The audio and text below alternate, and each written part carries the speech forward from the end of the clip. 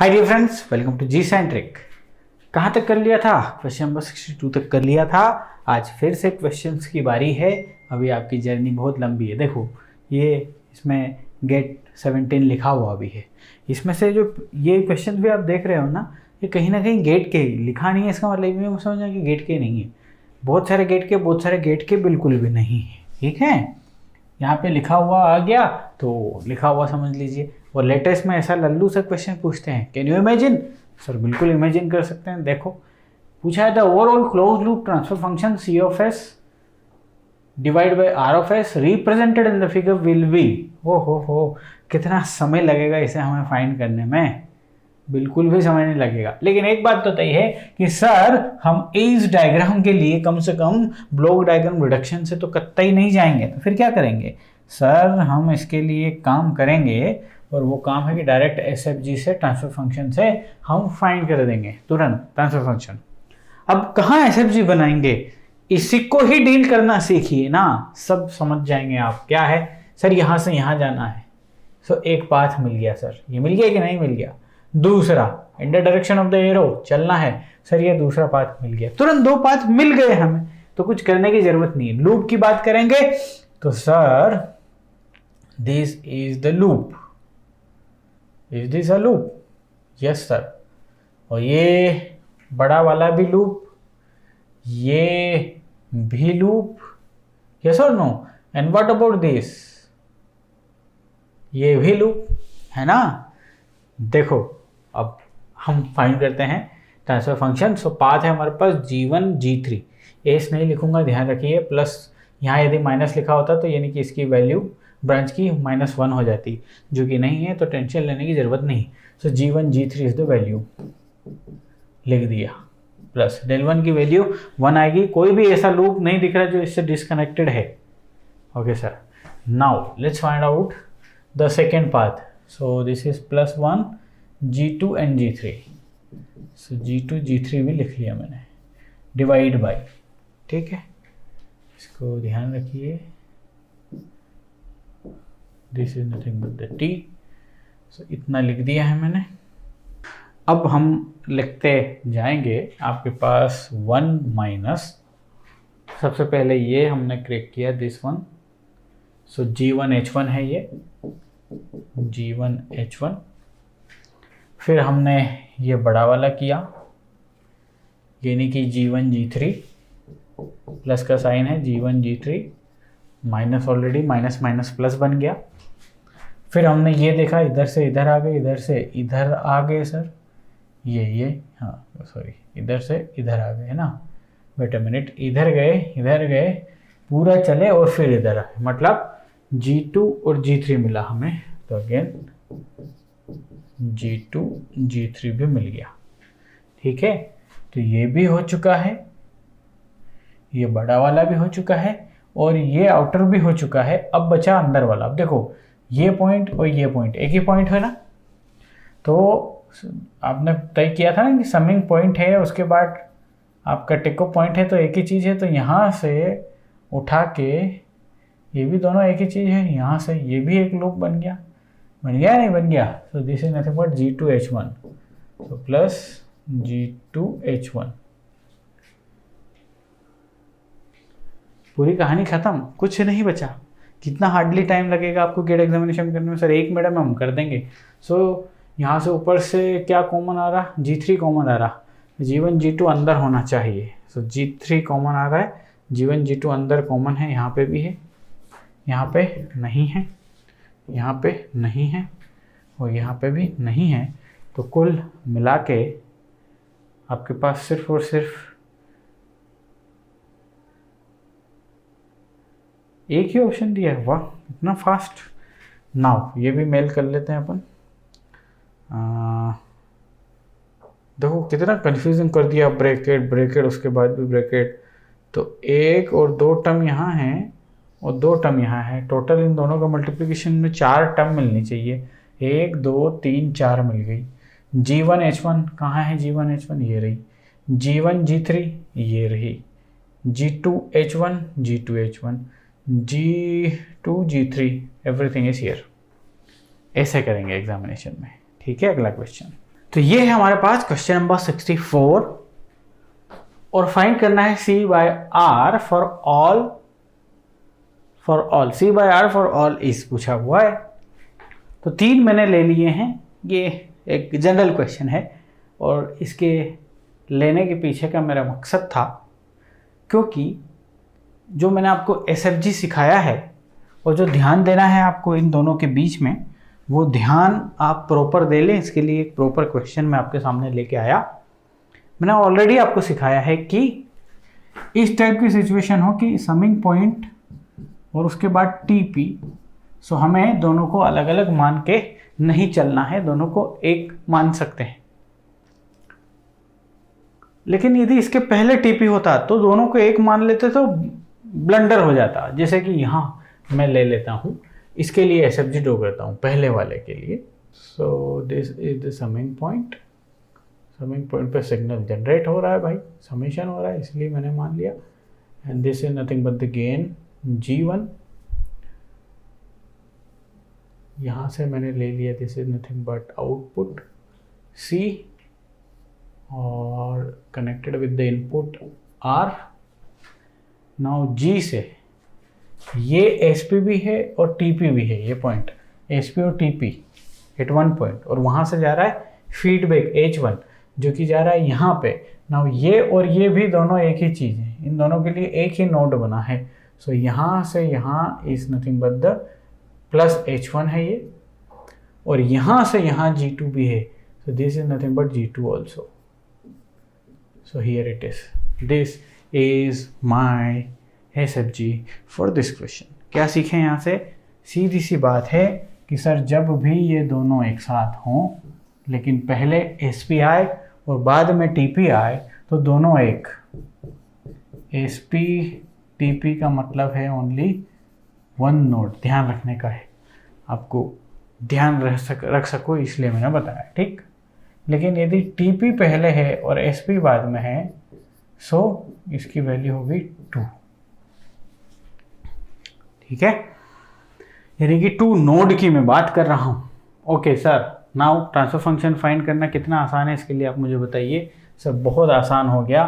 Transfer function for this यानी कि C by R for this is nothing but path. Sir path है एक G1 और दूसरा पाथ है G2। So G1 plus G2 divide by 1 minus this is the loop G1 H1 और एक loop है G2 H1। So this is the transfer function, finish. आप चाहें तो ब्लॉक डायग्राम रिडक्शन से भी करके एक बार देख सकते हैं। तो this is for the first one. इसको छोटा बना देता हूँ मैं, है ना, क्योंकि इसी जगह पे सब दिखाऊंगा तो अच्छे से आप समझ पाओगे चीज़ों के। ये कर दिया मैंने पहले के लिए, ठीक है। अब हम बारी आएंगे, बात करेंगे इसके लिए। इसमें ज़रा ध्यान से देखना, यहाँ पे ये है TP और ये है आपका SP। TP पहले है तो दोनों के लिए अलग अलग नोड असाइन करेंगे। इनपुट में SP है और ये TP है, दोनों के लिए एक नोड असाइन कर लो। सबसे पहले चलो इनपुट से चले हैं, ये ले लिया मैंने R। उसके बाद यहाँ ये दोनों से ये और ये दोनों ऐड हो गए, एक नया सिग्नल बनाएंगे। तो इसीलिए इस पॉइंट पे मैंने एक और नोड दे दिया और इसके लिए अलग से नोड नहीं दूंगा, इसी पे है ये नोड। उसके बाद ये TP आया, सो TP के लिए ये एक नोड है। TP के बाद SP आया, उसके लिए एक नोड है और दोनों के बीच में gain is 1 and then we will get the output C। अब हम कनेक्शन करते हैं। Sir this is nothing but the G1, ठीक है भाई साहब। अब इस TP से यहाँ हम लेके आए क्या, H1, हियर इट इज, और यहाँ से कहाँ गया भाई साहब, यहाँ गया। This is nothing but the G2। अब देखो ये यदि यहाँ पे लैंड करवा देते आप तो ये क्लोज लूप आ जाता अलग से, तो ये गलती नहीं करनी है। Whenever TP come first will take 2 nodes for TP and SP। अब इसका ट्रांसफर फंक्शन फाइंड करना होता तो आपके पास है वही G1 plus G2 divide by 1 minus ये है आपका सिर्फ लूप G1 H1, ठीक है, अब ये लूप नहीं है, ध्यान रखिएगा। डायरेक्शन समझ में आ गई बात? चलो इसे भी छोटा कर देते हैं। ठीक है, ये पहले के लिए है, ये दूसरे के लिए है। Now let's come over 3।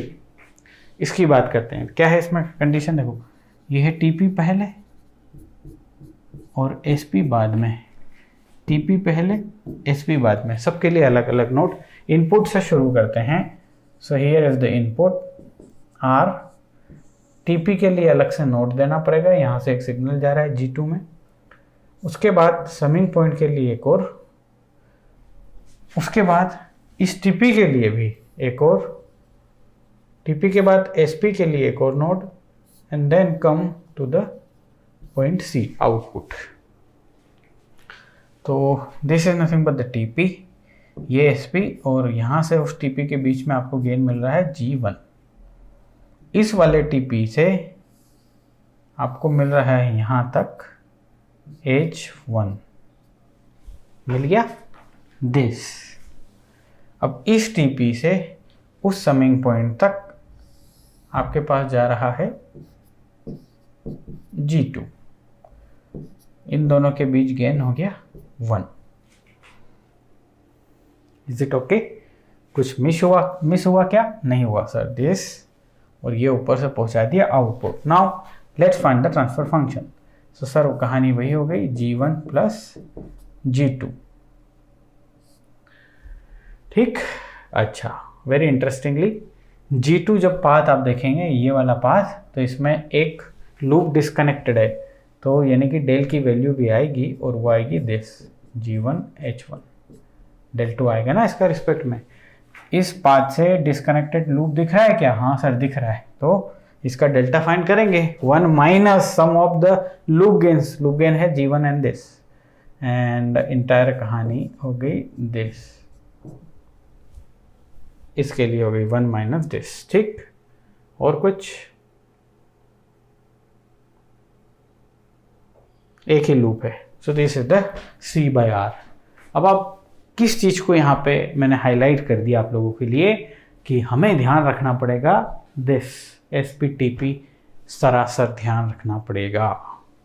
ठीक है, एक और हिडन कंडीशन बता देता हूँ जो यहाँ पे नहीं है। मान लो कंडीशन बहुत इंपॉर्टेंट है, ध्यान रखना मेरी बात को। मान लो कंडीशन ऐसी बनी किसी भी सर्किट में कि ब्लॉक डायग्राम में, कि यहाँ से टीपी, इधर से कुछ भी आ रहा होगा, एक टीपी भी निकल गया, और यहाँ से कुछ 3 सिग्नल ऐसे बन गए। पॉइंट ऐसा ही है, यहाँ कोई समिंग पॉइंट नहीं लिखा है, तो इन दोनों को भी अलग अलग मानेंगे। इसको पहला मानेंगे, इसको दूसरा मानेंगे, इन दोनों को एक नहीं करना है। ठीक है, अरे इट्स लाइक दिस यार, कि यहाँ से गया ये यहाँ पे आ गया, और ये यहाँ पे आ गया, plus plus what ever it is, G2 add कर दो। तो इन दोनों को भी जब आप रिजोल्व करोगे तो अलग अलग नोड मानोगे। ठीक है, अगला क्वेश्चन, क्वेश्चन नंबर 65 लिखा हुआ है, represent the following set of equation by a signal flow graph and determine the overall gain relating x5 and x1। जो भी इक्वेशंस लिखी हैं हमारे पास, उनसे उनके रिस्पेक्ट में SFG आराम से फाइंड कर सकते हैं। इस इक्वेशन में सब एक दूसरे से रिलेट कर रहे हैं, x2, x1, x2, x5, x4, x3, सब एक दूसरे से। तो ये जो सारे हैं ना, ये वेरिएबल्स हैं।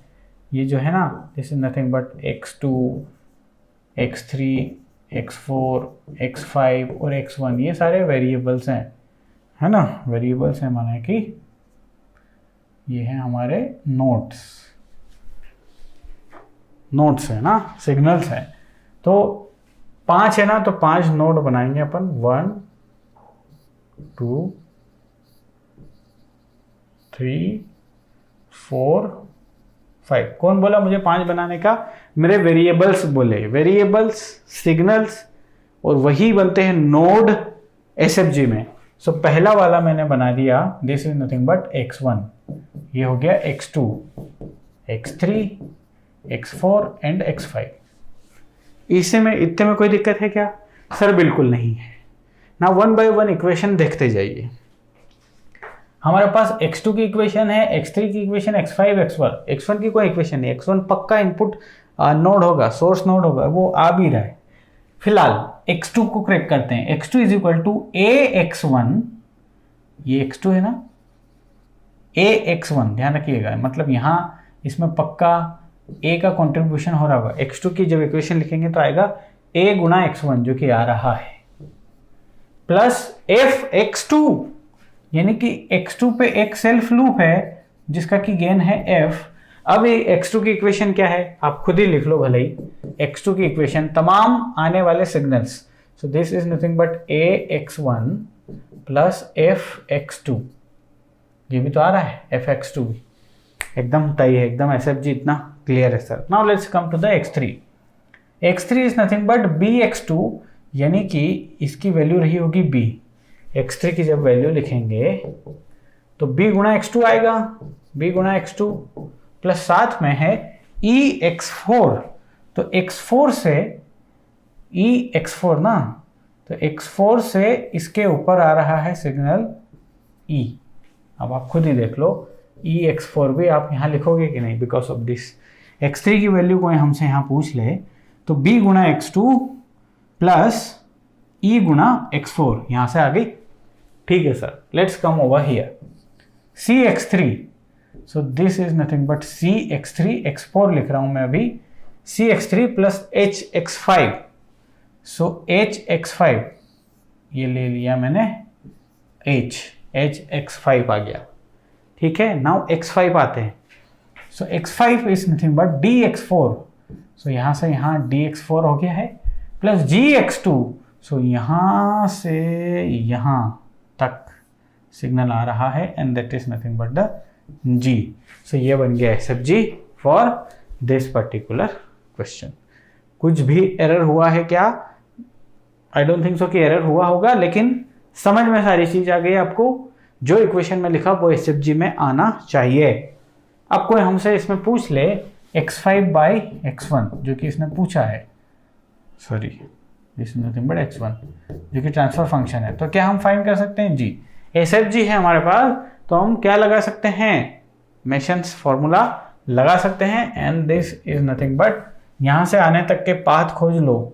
सो सर ये एक पाथ है यहाँ से यहाँ तक आने का, दिस ABCD, ABCD ये गेन हो गया सर, और दूसरा पाथ भी है, और दूसरा पाथ है सर इधर से यहाँ आ गए, यानी कि AG प्लस AG। नाउ ये जो पाथ है इससे डिस्कनेक्टेड लूप तो बिल्कुल नहीं है, लेकिन इस पाथ से डिस्कनेक्टेड लूप ये एक है अंदर, सो इसका गेन भी आएगा, डिटरमिनेंट भी आएगा 1 माइनस CE। समझ पा रहे होंगे मैंने कैसे लिख दिया, ठीक है। Let's come to the overall determinant. So 1 minus loops कौन कौन से सर? एक तो F हो गया, ठीक है, एक ये हो गया माइनस EC हो गया, एक ये हो गया यानी कि माइनस DH हो गया, और बताओ और बताइए जरा। एक तो ये हो गया, एक ये हो गया, एक ये हो गया, बाकी ये है क्या? नहीं सर ये कतई नहीं है। सो ओनली 3 लूप आ रहे जी। अब ये वाला ये नॉन टचिंग लूप है, ये और ये भी नॉन टचिंग लूप है, सो प्लस दिस गुणा दिस यानी कि FEC प्लस FDH। सब कुछ समझ में आया है आपको? सब कुछ माने सब कुछ। So this is the overall transfer function. समझ गए? अगला क्वेश्चन ये है। अगला question, figure gives the signal flow graph of a system with 2 inputs and 2 outputs. Very important and crucial point. 2 inputs and 2 outputs, और हम ऑलरेडी चर्चा कर चुके हैं कि सुपरपोजिशन थ्योरम लिनियरिटी है इसलिए, और सुपरपोजिशन थ्योरम से क्या कि ये C1 है ना, इसकी वजह से भी आएगा, इसकी वजह से भी आएगा।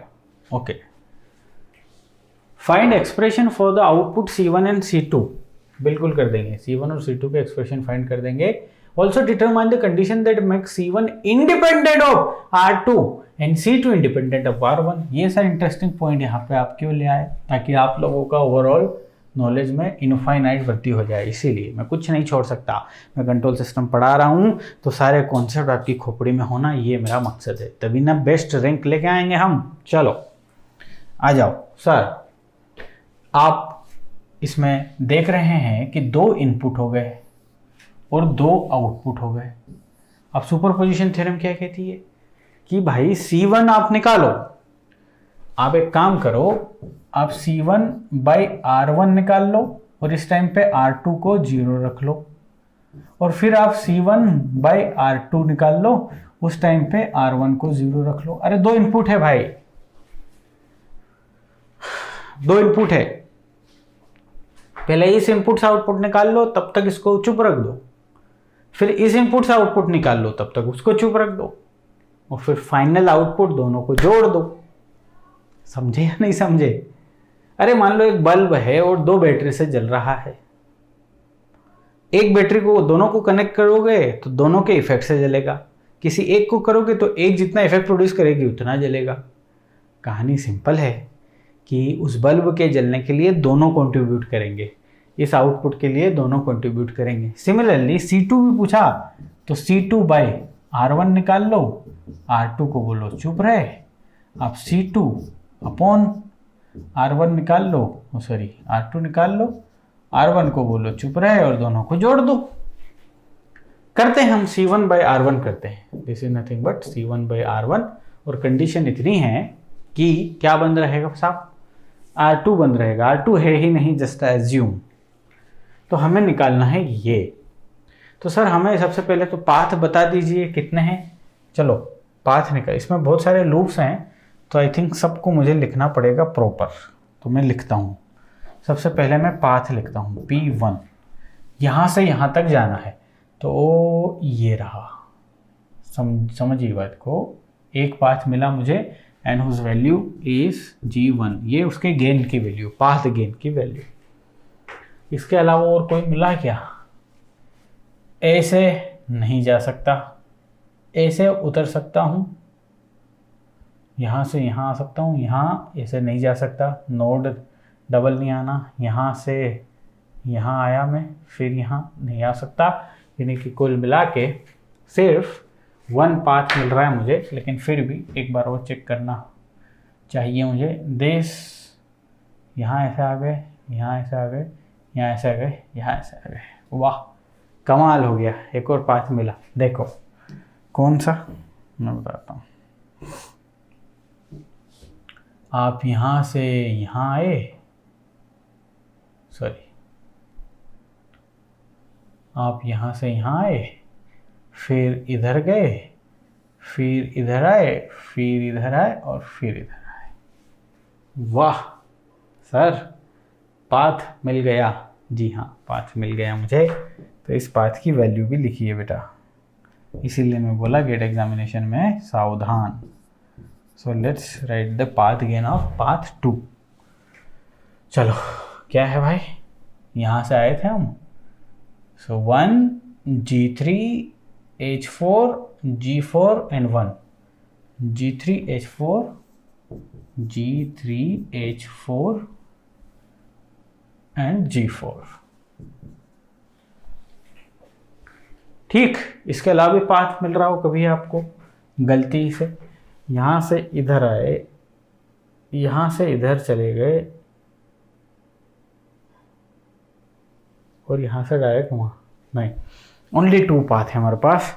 Now let's find out the loops. अब लूप्स फाइंड करते हैं। ओके, लूप्स को हम बार बार लिखेंगे, अलग अलग उससे बनाते हैं। यहाँ पे जरा कितने लूप्स है जरा फाइंड करें हम भी।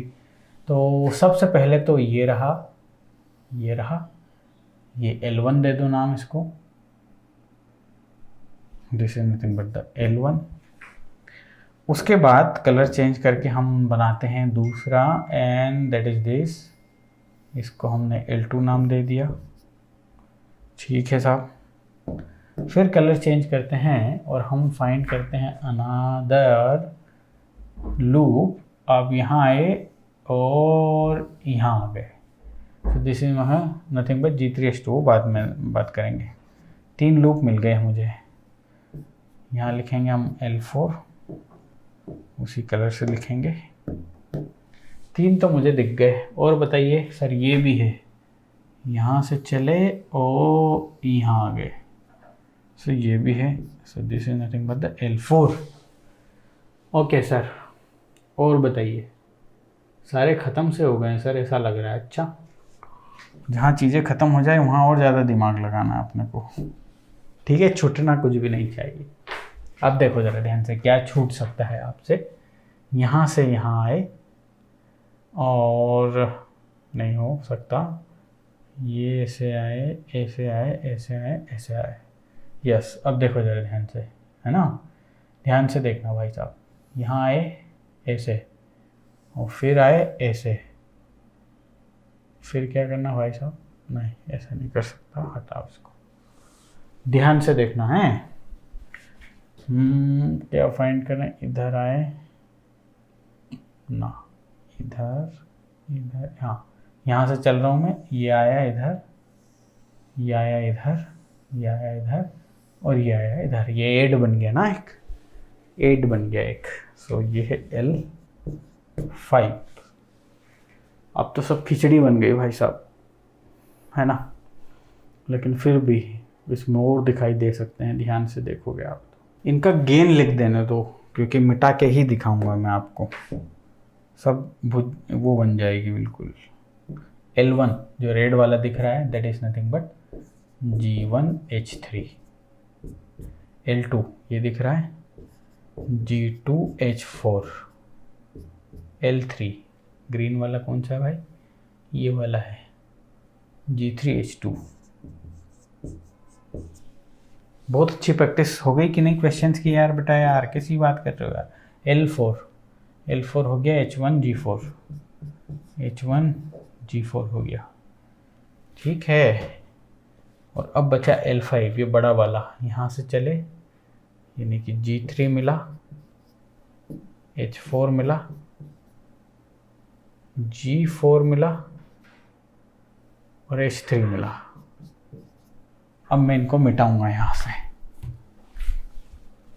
ताकि कोई सा और भी लूप हो तो हमें दिखे वो। ये लीजिए,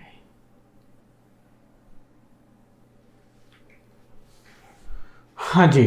अब और कोई सा लूप दिख रहा है क्या? हम क्या क्या लिए हैं और क्या क्या ले सकते हैं। इधर आए हम, इधर आए, इधर आए, इधर आए, हो गया। यहाँ से इधर नहीं चल सकते हम, फिर और क्या हो सकता है? दिखाई दे रहा है, हाँ भाई दिखाई दे रहा है, दिखने लगा। इतना सारा देखने के बाद कुछ कुछ दिखने लगा भाई। और वो क्या है? देखो ध्यान से, यहाँ से यहाँ आए और यहाँ से यहाँ आए, यहाँ से यहाँ और यहाँ से यहाँ। अरे भाई जादू हो गया। इतना देखना पड़ेगा, इसलिए मैं बोला आपको चीख चीख के कि जितना फाइंड कर ले उसमें खुशी नहीं मना लेना, फाइंड करना पड़ेगा बेटा। L5 और L5 की वैल्यू हो गई कितनी? G1H1 G2H2। ये हैं 6 लूप्स हैं हमारे पास। अब नॉन टचिंग लूप कौन कौन से इसमें वो भी देख लेते हैं अपन, ठीक। ये वाला और ये वाला नॉन टच है, यानी कि L1 और L2, L1 and L2 non touch है। इनका गेन लिख देते हैं अपन, मल्टीप्लाई कर दो, G1 G2 H3 H4। ये दोनों कनेक्टेड नहीं थे।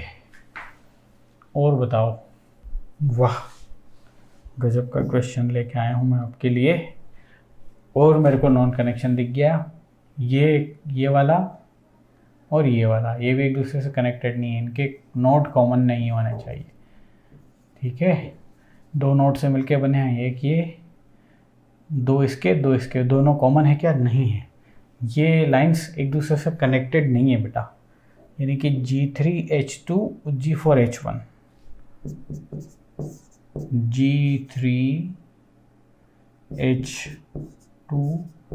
G4H1, तो क्या सीख लिए भाई, घबराना नहीं है, it's all about the practice, खूब प्रैक्टिस करना।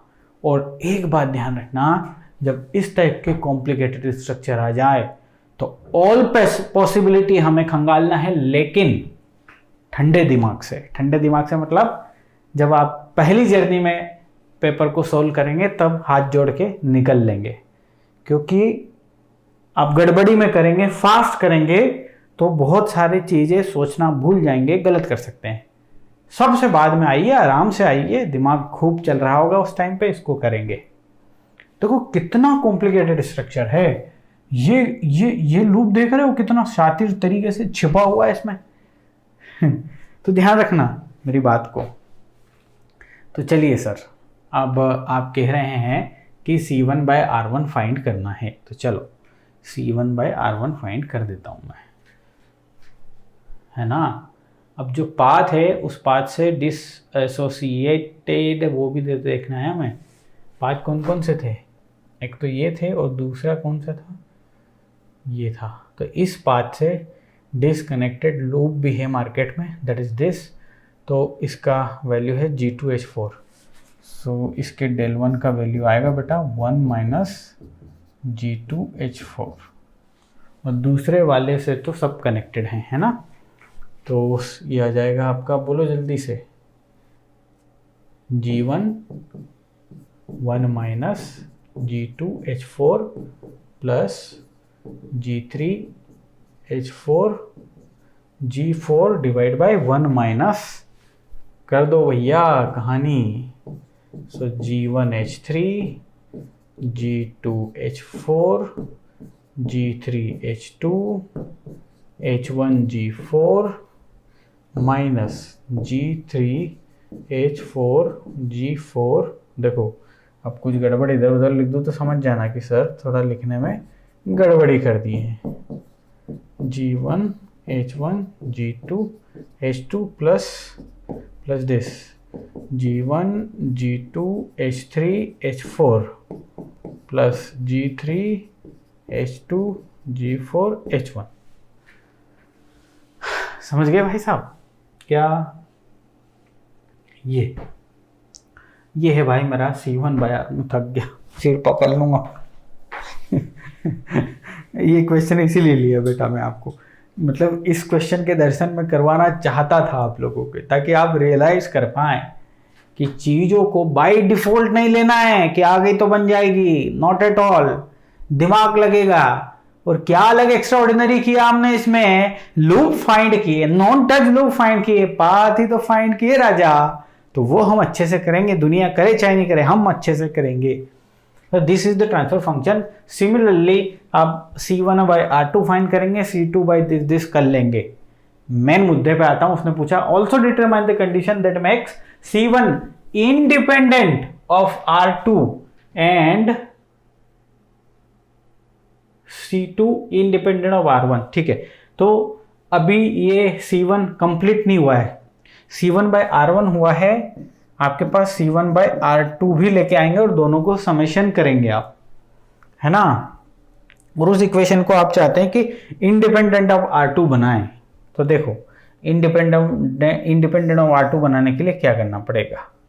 जब आप सिस्टम में, अभी कोई R2 दिख रहा है क्या आपको? नहीं दिख रहा। जब आप C1/R2 फाइंड करेंगे और दोनों को जोड़ देंगे, इन दोनों को जोड़ देंगे, तो टोटल आउटपुट में R2 भी दिखेगा। यस और नो? तो हम क्या चाह रहे हैं, इस R2 से इंडिपेंडेंट बनाना चाह रहे हो, तो कैसे बनाएंगे? देखो जब आप C2/R2 फाइंड करोगे तो ये कंडीशन तो एज इट इज रहने वाली, इनके साथ तो कुछ लोचा होना नहीं है। डेल की वैल्यू तो सबके लिए, पूरे सिस्टम के लिए सेम है। मान लो आप C1/R1 फाइंड करना भी चाहें, C1/R2 फाइंड करना चाहें, तो सिर्फ आपको पाथ अब देखने हैं R2 से। So this is the R2 और यहां से ये एक पाथ मिल गया, ये दूसरा पाथ मिल गया। समझिए ध्यान से, पाथ मैं आपको शो करता हूं। R2 से जाना है हमें C1 तक, ये एक पाथ मिला बेटा। और दूसरा पाथ कौन सा मिला सर? यहां आए आप, यहां आए और यहां चले गए, ये दो पाथ मिल गए मुझे। इसके अलावा ऑल पॉसिबिलिटी देखो, यहाँ से यहाँ नहीं जा सकता, यहाँ नहीं जा सकता, यहीं जा सकता हूँ, यहाँ से इधर ही जा सकता हूँ, इधर जा नहीं सकता, और यहाँ से इधर नहीं जा सकता है। ओनली 2 पाथ मिले। अब इन दोनों पाथ की मतलब जो वैल्यूज है वो क्या है बताइए मुझे,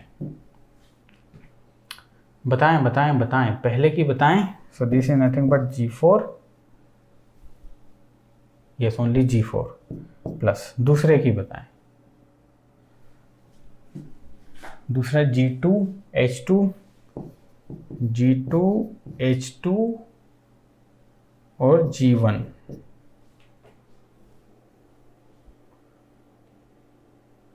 ठीक है, अब देखो ये जो पाथ है हमारा, कितना इंटरेस्टिंग है क्वेश्चन। ये जो पाथ हमने देखा था ना, ये वाला, इससे डिस्कनेक्टेड लूप है हमारे पास। कौन सा है? ये रहा राजा महाराजा की तरह इधर छुपा हुआ है। तो इसका del1 भी आएगा ना भाई साहब। तो इसकी वैल्यू जो पूरी रहेगी वो रहेगी, इन ब्रैकेट कर देता हूँ, 1 माइनस G3H2। अब ओवरऑल ट्रांसफर फंक्शन क्या होगा? ओवरऑल ट्रांसफर फंक्शन C/R, इसका क्या होगा? C1/R की बात कर रहा हूँ, C1/R, R1 में तो R1 प्लस R2 दोनों है, दिस प्लस दिस, तो ये पूरी टर्म उठ के यहाँ आ जाएगी बस। बाकी नीचे वाला तो सेम है ही सही, यानी कि G4 1 minus G3H2 plus G2H2 और G1, ये ओवरऑल ट्रांसफर फंक्शन आएगा बेटा, ओवरऑल ट्रांसफर फंक्शन, ध्यान रखिएगा। अब वो पूछ रहा है कि इस C1 को इंडिपेंडेंट ऑफ R2 करना है, तो वो कैसे हो जाएंगे? सर कंडीशन बड़ी सिंपल है, this entire term would be equal to 0। So हम फुलफिल कर देंगे कि C1 नाउ R1 पे ही डिपेंडेंट है, यस और नो।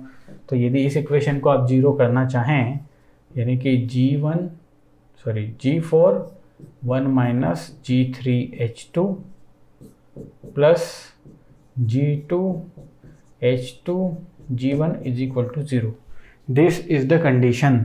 और इस कंडीशन को लिए आपको क्या करना पड़ेगा, जरा ध्यान से देखो इधर, यहाँ आप लिखो this is nothing but G4 minus G4 G3H2 plus G2H2 G1 is equal to 0, ठीक। और आप इसे लिख सकते हो G4 is equal to G4 G3 minus G2 G1 is equal to H2, और H2 की वैल्यू हो गई G4 divide by G4 G3 minus G2 G1। I don't think so कि माइनस प्लस कुछ भूला होगा, लेकिन भूला होगा तो समझ जाइएगा। तो this is the condition. H2 को आप डिजाइन कीजिए, H2 की वैल्यू लिखिए G4 डिवाइड बाई इतना। यदि ऐसा आप सिस्टम में कर दें, ये H2 जो है ना भाई साहब, फीडबैक आपके हाथ में है ना, ये इसकी वैल्यू जो हम कैलकुलेट करके लाए हैं वो रख दें यदि आप ऑटोमेटिकली, तो ये आउटपुट C1 सिर्फ और सिर्फ R1 की वजह से मिलेगा। आप दोनों ऑन करिए, भले R2 भी ऑन रहेगा और ये भी ऑन रहेगा, लेकिन यदि आप H2 को डिजाइन कर दें इतना, G4 divide by G4 G3 minus G2 G1, इसकी वैल्यू इतनी रहे इस सिस्टम के अकॉर्डिंग, तो ये R2 का इफेक्ट उस पर होगा ही नहीं, क्योंकि ये कंडीशन जो मैं लाया हूं, ये मेरा एजम्पशन क्या, मैं एकदम क्लियर करके चला हूं कि ये टर्म आनी नहीं चाहिए, यानी कि R2 से जो टर्म आ रही है वो नहीं आनी चाहिए। और वो कब नहीं आएगी? जब you will fulfil the condition about the H2। Good the point ना। अब दूसरी वाली कंडीशन आपके लिए होमवर्क हो गई और आप खुद से करेंगे। तो ये क्वेश्चन लेने का मकसद इतना ही था कि दिमाग को हमेशा ऑलवेज ओपन रखना है बेटा। इस रेस में बहुत सारे स्टूडेंट्स हमारे साथ दौड़ रहे हैं, हमें कुछ अलग बनना पड़ेगा। खूब प्रैक्टिस करेंगे, अलग बन के रहेंगे। मिलूंगा अगले क्लास।